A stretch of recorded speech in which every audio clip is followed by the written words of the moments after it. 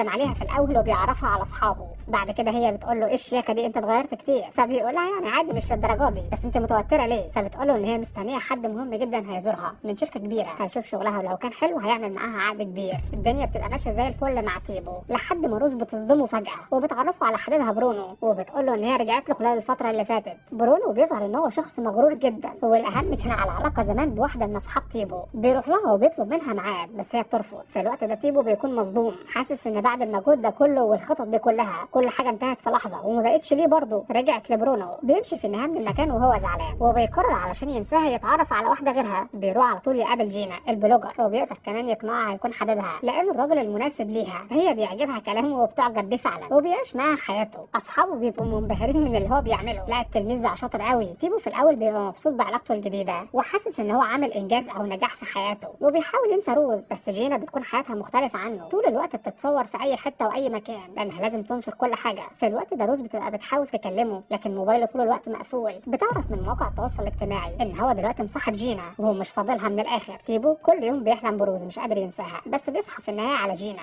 البنت اللي اي شاب يتمناها لكن مش هو لانه مش بيحبها، والاهم مش بيحب حياتها الغريبه. بعد فتره بيزهق منها، وفي يوم روز بتقرر ان هي تروح تقابله في المستشفى في وقت شغله. هو اول ما بيشوفها بيتفاجئ، ولما بيقعد معاها بيقول لها ايه الحكايه، هو برونو سابك ولا ايه عشان كده رجعتي لي؟ ما انا دلوقتي بقيت البديل بتاعك. بيفضل يضايقها كتير بكلامه، فهي بتقول له الحكايه مش كده ابدا، كل الحكايه ان احنا اصحاب وحبيت اجي اسال عليك وبرونو ما سابنيش ولا حاجه. بتسيبه وتمشي وهي زعلانه. بعد كده لما بيقعد مع اصحابه بيقولوا له واضح ان انت لسه بتحب روز، وعندنا احساس ان هي كمان بتحبك، بس انت لازم تعمل حاجه علشانها، مش هينفع تقعد تتفرج، احنا عندنا خطه وممكن نساعدك. تيبو بيوافق على كلامهم وبيروح تاني يوم يصالح روز ويعتذر لها على الطريقه اللي كان بيكلمها بيها. هي بتقبل اعتذاره وبيعزمها هنا على حفله عاملها عنده